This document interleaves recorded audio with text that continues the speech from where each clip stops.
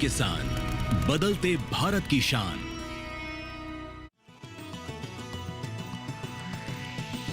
DD किसान, बदलते भारत की शान।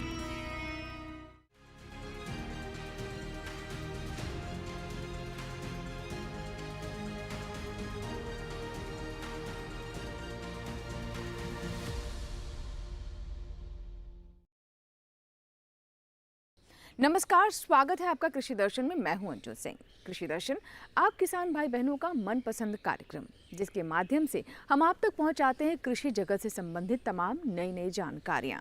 चाहे सरकार की योजनाओं की बात हो या फिर कृषि में कैसे नई तकनीक का समावेश किया जा सकता है, इससे जुड़े हुए तमाम बिंदुओं के बारे में इस कार्यक्रम के माध्यम से आप तक जानकारियां पहुंचती हैं। और इसीलिए हमने इस कार्यक्रम को 3 सेगमेंट्स में बांटा हुआ है। सबसे पहले हम बात करते हैं विज्ञान और किसान की, उसके बाद नजर डालते हैं कृषि स्टार्टअप पर और अंत में देखते हैं फार्मिंग इंडिया। तो चलिए शुरुआत करते हैं आज के कृषि दर्शन की। कृषि दर्शन में आइए अब नजर डालते हैं क्या है विशेष मंत्रालय से। एनपीएसएस ऐप और गेहूं में पीला रतुआ रोग के बारे में कृषि मंत्रालय में स्थित डीडी किसान के स्टूडियो से हमें जानकारी दे रही हैं डीपीपीक्यूएस फरीदाबाद की संयुक्त निदेशक सुनीता पांडे। आइए जानते हैं क्या कहना है उनका।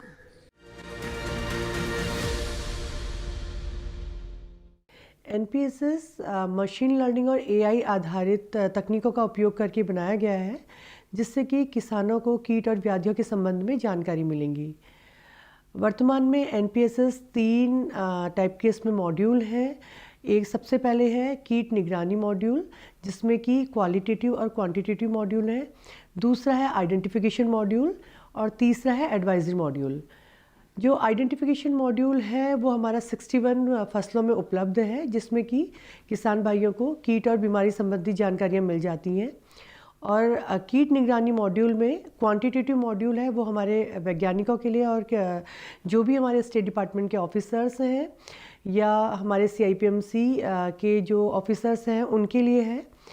इसमें एक लॉगिन आईडी और क्रेडेंशियल दिया जाता है, जिसमें कि एंट्री करके जितने भी स्काउट्स हैं वो उसमें एंट्री करते हैं और जब भी जब वो फील्ड में जाते हैं, वहाँ पर सर्वे करते हैं, तो जो भी कीट या बीमारी की उपस्थिति होती है वो उसमें फिल कर देते हैं।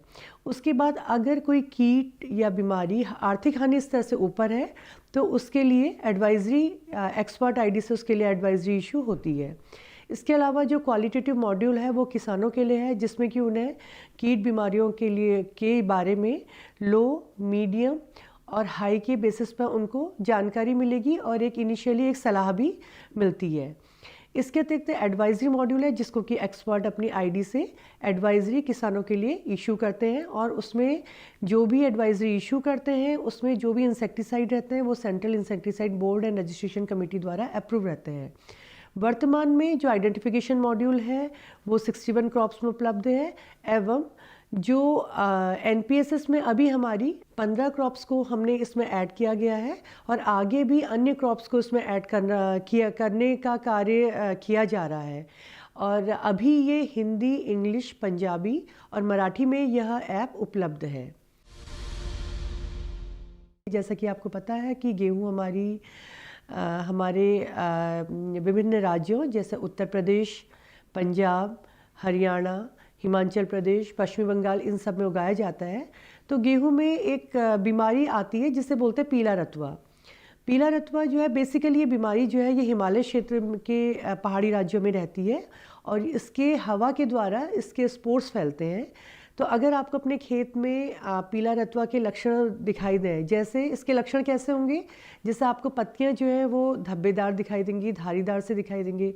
इनिशियली ये नारंगी कलर का होता है और फिर धीरे धीरे इसके जो पत्ते होते हैं वो पीले हो जाते हैं। तो अगर शुरुआत के स्टेज में आपको अगर दिख रहा है कि इसका प्रकोप है तो आप पत्तियों को तोड़ दें, लेकिन ध्यान रखें पत्तियों को तोड़कर एक पॉलीथीन में बंद करके ही दूसरी जगह पर जाए, अदरवाइज ये उस दूसरे खेत में भी आपका फैल जाएगा। इसके अतिरिक्त आप इसके नियंत्रण के लिए रोग प्रतिरोधी वैरायटी का ही प्रयोग करिए एवं फसल चक्र को जरूर अपनाएं। नाइट्रोजन फर्टिलाइजर का संतुलित उपयोग करें और अगर ज़रूरत पड़े तो central insecticide board and registration committee द्वारा अप्रूव इंसेक्टिसाइड का ही प्रयोग करिए।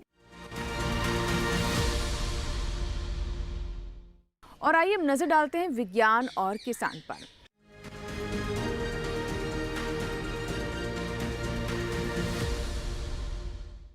लेह लद्दाख जो कि अपनी स्वर्गीय खूबसूरती के लिए जाना जाता है, लेकिन एक पक्ष ये भी है कि यहाँ पर कृषि संबंधी कई तरह की चुनौतियाँ भी हमारे किसानों के सामने आती हैं।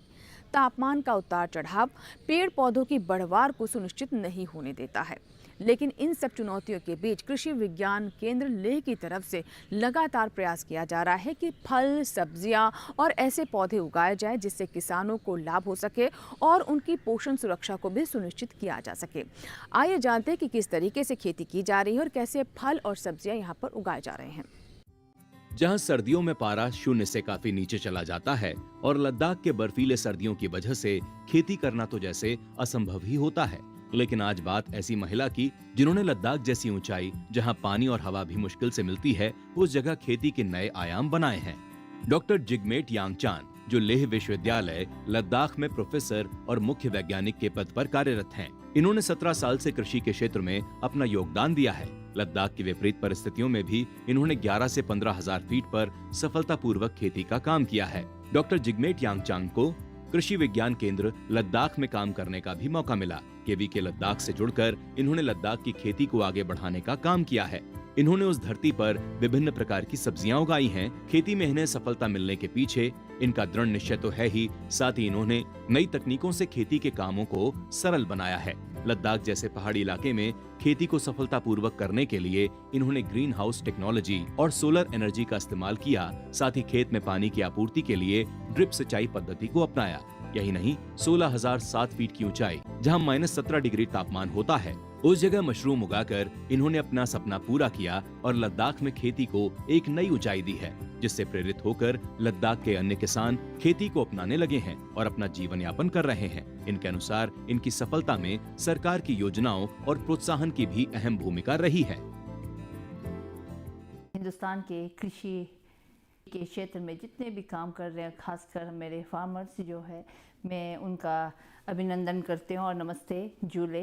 जैसे कि हम जानते हैं, आप सब लोग ज़्यादातर जानते हो या ना हो, मैं 11,000 से 14-15,000 फीट के ऊंचाई पे मैं काम करती हूँ, जो कि लद्दाख एक देखा जाए जिसे हम कह सकते हैं हिंदुस्तान के ताज के नाम से जाना जाता है। और मुझे ये सौभाग्य मिला कि मुझे कृषि विज्ञान केंद्र जो 14,000 फीट पे है यहाँ पे, वहाँ पे मुझे इस जगह पे जहाँ पे हवा भी ना हो अच्छे से, पानी भी ना हो और वहाँ कुछ भी सब्जियाँ उगाने के लिए बहुत संघर्ष करना पड़े, उस जगह को मुझे काम करने का सौभाग्य मिला। वैसे तो ले जब सब लोग आते हैं लद्दाख घूमने के लिए आते हैं, सब टूरिस्ट बोलते हैं बहुत अच्छा है, मगर मेरा जो विषय है, जो वहाँ के जितने भी ज़मींदारों को, एग्रीकल्चर को किस तरह से आगे लाया जाए, इतना इस पे मेरा जोर था। आज के दौर पे जहाँ मुझे 4 साल में मुझे ये चीज़ कहा गया, वहाँ पे घास भी नहीं उगता है, सब्ज़ी भी नहीं उगता, हवा भी अच्छे से हम सांस लेना भी 14,000 फीट पे बहुत मुश्किल था। आज के दौर पे मैं बहुत खुशकिस्मत समझती हूँ, जो मेरे खासकर मेरे फार्मर्स जो मेरे और मेरे पूरे टीम, जो मैं उन सब को मैं धन्यवाद देना चाहती हूँ कि उनके साथ हम मिल के आज जो डेजर्ट को, कोल्ड डेजर्ट को, जहाँ कुछ भी उगना मुश्किल था, आज के दौर पे भिंडी, कुकम्बर, वाटरमेलन, जो भी सब्जियां हम उगा पाए हैं थ्रू दिस टेक्नोलॉजी। वहाँ के क्षेत्र में हम green house low cost technology को डिसेमिनेट कर पाए। पानी की सबसे बड़ी वहाँ पे बहुत कमी थी, क्योंकि हमारा जो वहाँ के जो इन्वायरमेंट है, जो पर्यावरण है, जो यहाँ की तरह नहीं है। वहाँ पे जो पानी की बारिश जो होती है, हमारे माने एमएम में बात करते हैं तो 110 एमएम पूरे सालाना होते हैं। ड्रिप इरिगेशन जैसा, माइक्रो इरिगेशन जैसे टेक्नोलॉजी को डिसेमिनेट करने को मौका मिला। इन चीज़ों को खासकर एग्रीकल्चर को स्ट्रेंथन करने की सबसे ज़रूरत है, ताकि अगर पीसफुली एग्रीकल्चर को उस एरिया में हम चीज़ कर पाए, तो एक बहुत बड़ा हिंदुस्तान के लिए एक मिसाल कायम कर सकते हैं। इसी के साथ ही कृषि दर्शन में यहाँ वक्त है छोटे से ब्रेक का। कहीं मत जाइएगा, ब्रेक के बाद जब वापस आएंगे तो बात करेंगे कृषि स्टार्टअप की। देखते रहें कृषि दर्शन। नमस्कार किसान मित्रों, मैं हूं आपकी एआई एंकर भूमि। आज हम बात करेंगे माइकोराइजा के उपयोग और फायदों के बारे में। माइकोराइजा एक विशेष प्रकार का फफूंद है जो पौधों की जड़ों के साथ सहजीवी संबंध बनाता है। यह मिट्टी की गुणवत्ता सुधारने और फसलों की उत्पादकता बढ़ाने में मदद करता है। माइकोराइजा पौधों की जड़ों से जुड़कर पोषक तत्वों, खासकर फास्फोरस और पानी का बेहतर अवशोषण करता है। इससे पौधे अधिक हरे भरे और मजबूत बनते हैं। यह जैविक खेती में बेहद उपयोगी है क्योंकि यह मिट्टी में प्राकृतिक संतुलन बनाए रखता है और रासायनिक उर्वरकों की आवश्यकता को कम करता है। माइकोराइजा के उपयोग से पौधों की प्रतिरोधक क्षमता बढ़ती है, जिससे वे सूखे और बीमारियों का सामना बेहतर तरीके से कर पाते हैं। यह मिट्टी में कार्बनिक पदार्थों की मात्रा बढ़ाता है और उसकी संरचना को भी सुधारता है। किसान मित्रों, आप इसे किसी भी फसल जैसे गेहूं, धान, सब्जियां और बागवानी फसलों में उपयोग कर सकते हैं। इसका उपयोग करते समय यह सुनिश्चित करें कि इसे सीधे जड़ों के संपर्क में लाया जाए। बाजार में यह विभिन्न रूपों में उपलब्ध है, जैसे पाउडर, ग्रेन्युअल या तरल। अगर आप अपनी फसलों की उपज और गुणवत्ता दोनों बढ़ाना चाहते हैं तो माइकोराइजा एक बेहतरीन उपाय है। आज के लिए बस इतना ही। मैं भूमि आपसे विदा लेती हूँ। देखते रहिए डीडी किसान। धन्यवाद।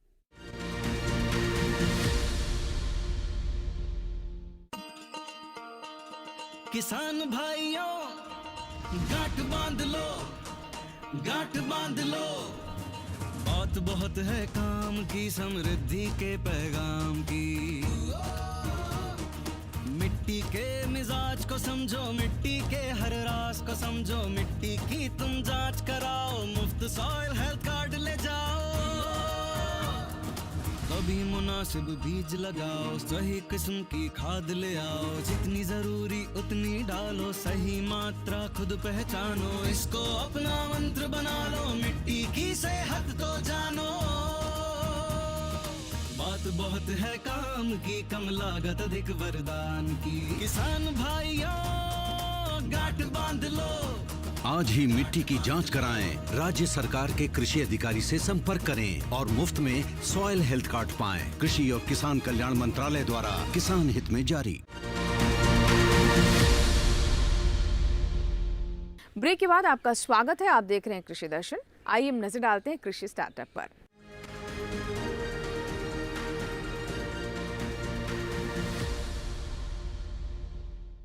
कृषि स्टार्टअप एक ऐसा सेगमेंट है जिसमें हम आपको उन किसानों से मिलवाते हैं जो कि कृषि या फिर इससे जुड़े हुए अन्य सेक्टर्स में कुछ न कुछ नया कर रहे हैं। आज हम बात करने वाले हैं मधुमक्खी पालन की। मधुमक्खी पालन जो कि हमारे किसानों के लिए काफ़ी लाभदायक हो सकता है। जहां मुख्य कृषि में इससे फ़ायदा होता है, वहीं किसानों की अतिरिक्त आय भी सुनिश्चित होती है और साथ ही इसकी प्रोसेसिंग कर भी हमारे किसान अच्छा लाभ कमा सकते हैं। तो आइए बात करते हैं मधुमक्खी पालन की और मिलवाते हैं ऐसे ही किसान से।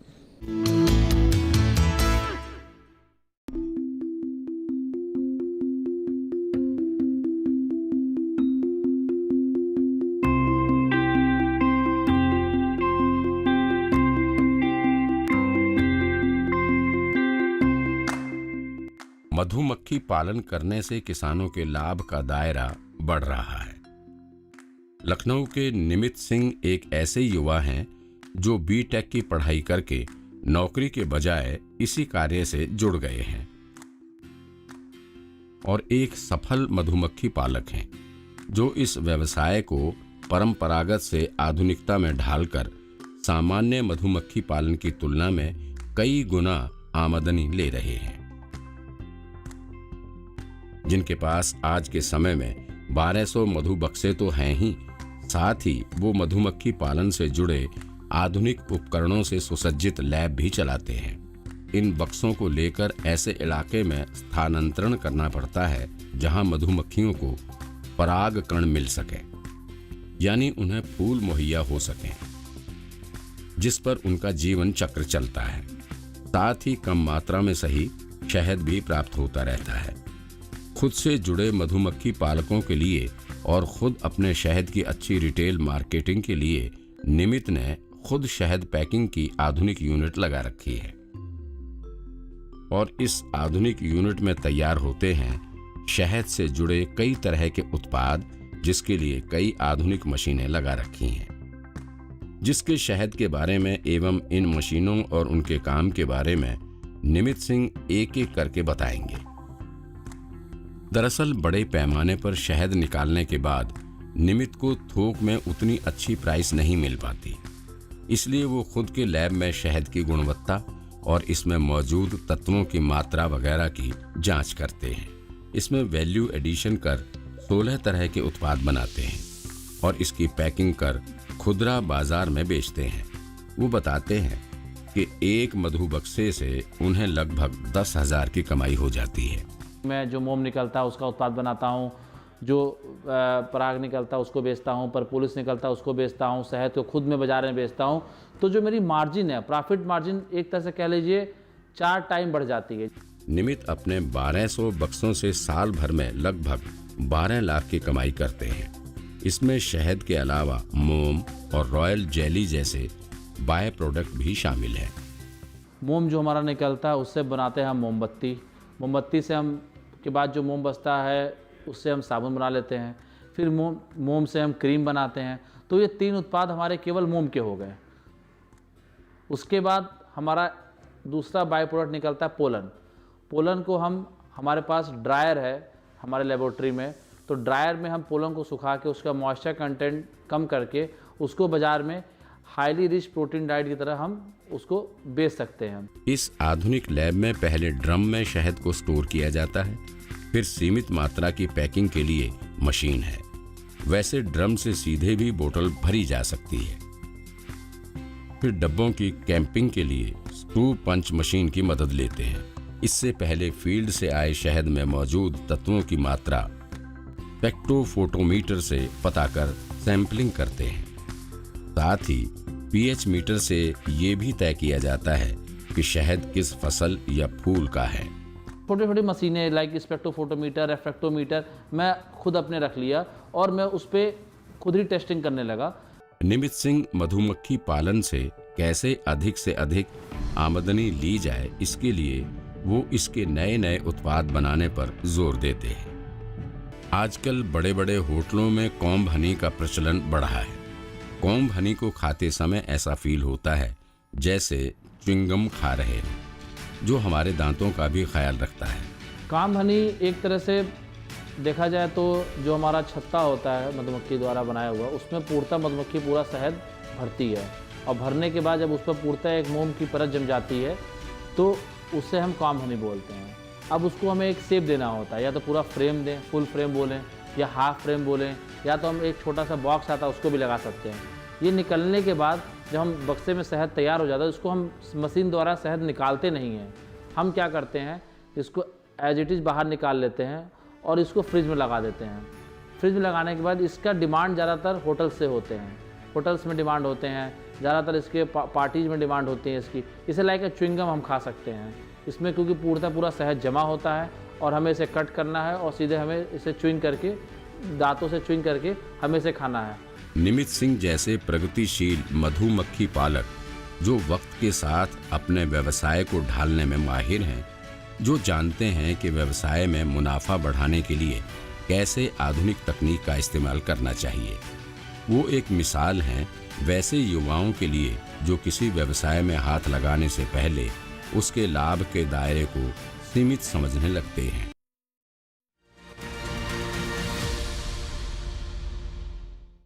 इसी के साथ ही कृषि दर्शन में यहाँ वक्त हुआ एक छोटे से ब्रेक का। ब्रेक के बाद जब वापस आएंगे तो बात करेंगे फार्मिंग इंडिया की। कहीं मत जाइएगा, देखते रहे कृषि दर्शन।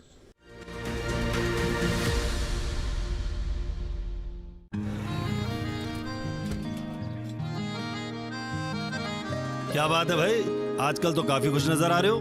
क्यों ना हूँ, अब मैं ऑर्गेनिक खेती जो कर रहा हूँ ये पूरा प्राकृतिक है, ऑर्गेनिक है। इसमें हमारे खेत, हमारी फसल और हमारी जेब सब फायदे में होते हैं और इसमें लागत भी कम है। जी हाँ, आप भी ऑर्गेनिक खाद का प्रयोग करें, अपनी फसल और मिट्टी को तंदुरुस्त बनाएं और आपकी आमदनी में इजाफा करें। अधिक जानकारी के लिए किसान call centre toll free number 1800-180-1551 पर कॉल करें और लॉग ऑन करें kisan.gov.in और farmer.gov.in। कृषि और किसान कल्याण मंत्रालय द्वारा किसान हित में जारी।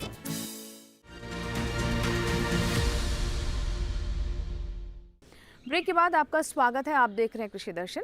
आइए अब नजर डालते हैं फार्मिंग इंडिया पर।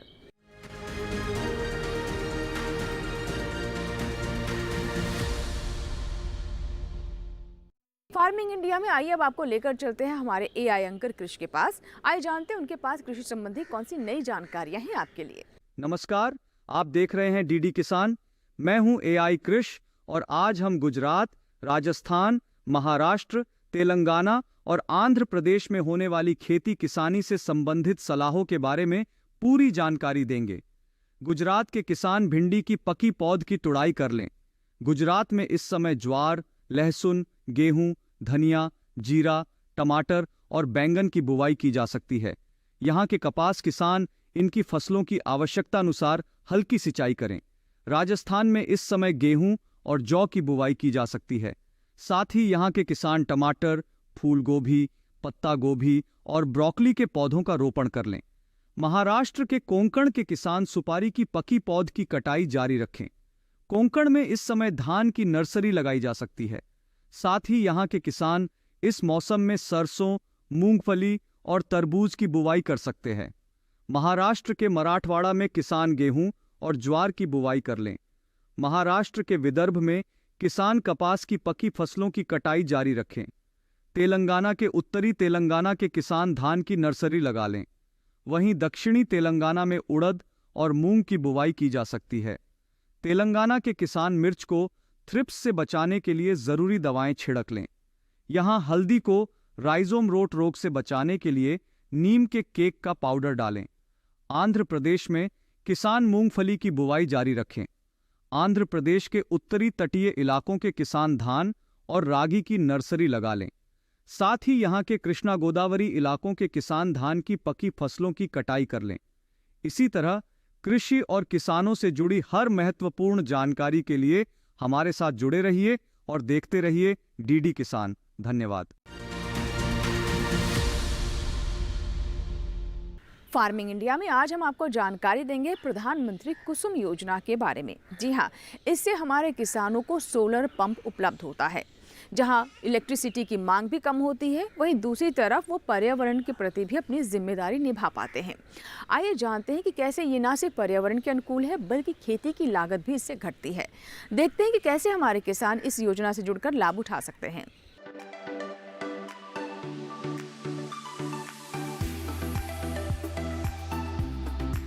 सरकार ने फरवरी 2019 में प्रधानमंत्री किसान ऊर्जा सुरक्षा एवं उत्थान महाअभियान पीएम कुसुम योजना शुरू करने की मंजूरी दी थी।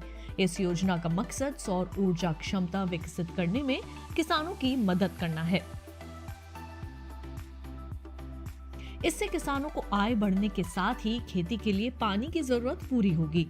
इसके जरिए वर्ष 2022 तक 30.8 गीगावाट बिजली उत्पादन का लक्ष्य रखा गया है। इस योजना के तहत किसानों को सब्सिडी पर सोलर पैनल मिलते हैं, जिससे वे बिजली बना सकते हैं। जरूरत भर बिजली का इस्तेमाल करके वे बाकी को बेचकर अतिरिक्त आय भी हासिल कर सकते हैं। इस योजना में 20 लाख किसानों को सोलर पंप बनाने में मदद की जाएगी। 15 लाख किसानों को ग्रिड से जुड़े सोलर पंप लगाने के लिए धन मुहैया कराया जाएगा। इस योजना पर सरकार ने 34,422 करोड़ रुपए खर्च करने का ऐलान किया है।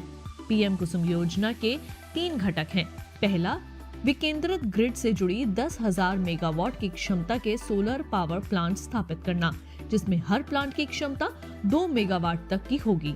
दूसरा घटक 20 लाख सौर ऊर्जा चालित कृषि पंपों की स्थापना।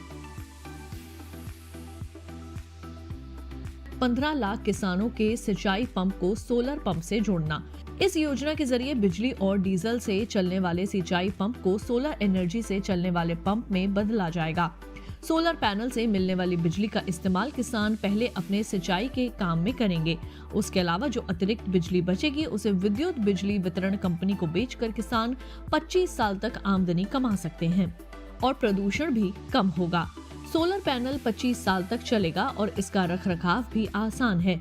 इससे किसानों को हर साल 1 एकड़ पर 60,000 रुपए से 1 लाख रुपए तक की आमदनी अगले 25 साल तक हो सकती है। किसानों को अपने में सोलर पैनल स्थापित करने के लिए केवल 10% रकम का भुगतान करना होता है। केंद्र और राज्य सरकार किसानों को बैंक खाते में 60% की सब्सिडी देती है। केंद्र और राज्य की ओर से बराबर का योगदान देने का प्रावधान है और बैंक की ओर से 30% लोन का भी प्रावधान है। इस लोन को किसान अपने होने वाली आमदनी से भी आसानी से भर सकते हैं। किसानों को इस योजना का लाभ उठाने के लिए सरकारी वेबसाइट https://mnre.gov.in पर जाकर रजिस्ट्रेशन कराना होगा। इसके अलावा आधार कार्ड, प्रॉपर्टी के दस्तावेज और बैंक खाते की जानकारी भी देनी होगी।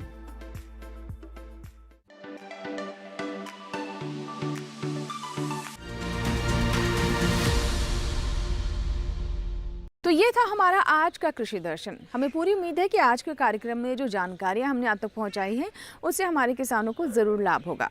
अगर आपकी कोई सुझाव है, कोई सवाल है तो आप हमें पत्र लिखिए, हमें ईमेल करें। हमारा ईमेल आईडी है krishidarshan@gmail.com। पत्र लिखने के लिए हमारा पता नोट कर लें। हमारा पता है कृषि दर्शन, कमरा नंबर 58, CPC दूरदर्शन, खेलगांव, नई दिल्ली 110049। आपके ईमेल्स और आपके पत्रों का हमें इंतज़ार रहता है। आपके सुझाव हमें कृषि दर्शन को बेहतर करने में मदद भी करते हैं। चलते चलते आपको ये भी बता दें कि आप हमारा ये कार्यक्रम हमारे YouTube चैनल पर भी देख सकते हैं। इसके लिए टेलीविज़न स्क्रीन पर दिखाए जा रहे इस QR कोड को स्कैन करें और YouTube पर भी देखें कृषि दर्शन। कृषि दर्शन के नए अंक में कुछ और ऐसी ही जानकारियों के साथ फिर होगी आपसे मुलाकात। तब तक आप बने रहें दूरदर्शन किसान के साथ। नमस्कार।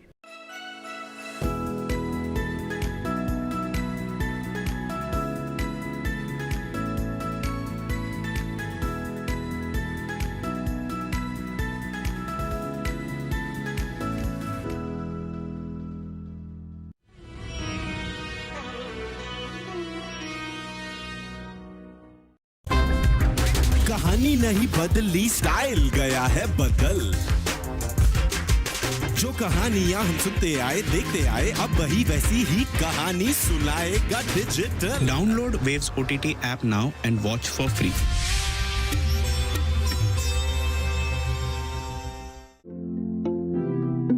जौना मिलेट तो आप जानते हैं ना जी। जौना मिलेट वही जिसको बोलते हैं ज्वार। देखिए, मिलेट की कुकिंग के लिए ना घी बड़ा इंपॉर्टेंट है। तो ये बन गए हमारे कबाब सारे।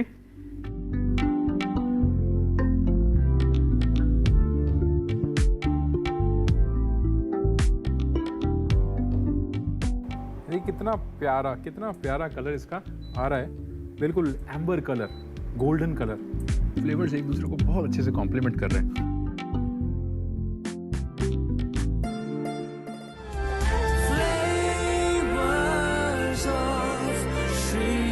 श्री अन्न इस मंगलवार 17 दिसंबर शाम 7 बजे सिर्फ DD किसान पर। सुनिए सुनिए सुनिए, आपके गांव में फिर सजेगा प्रश्न मंच। आपके गांव में फिर सजेगा प्रश्न मंच।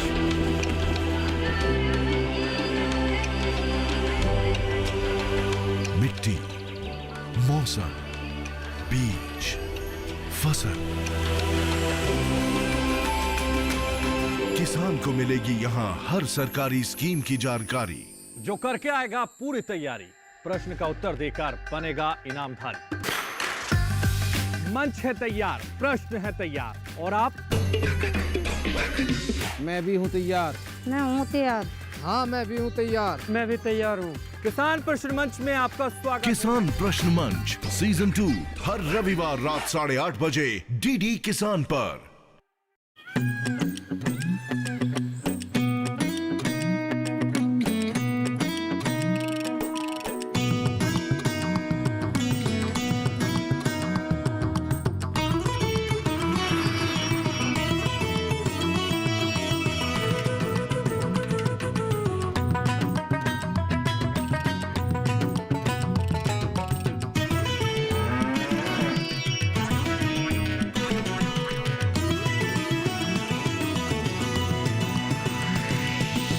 DD किसान बदलते भारत की शान।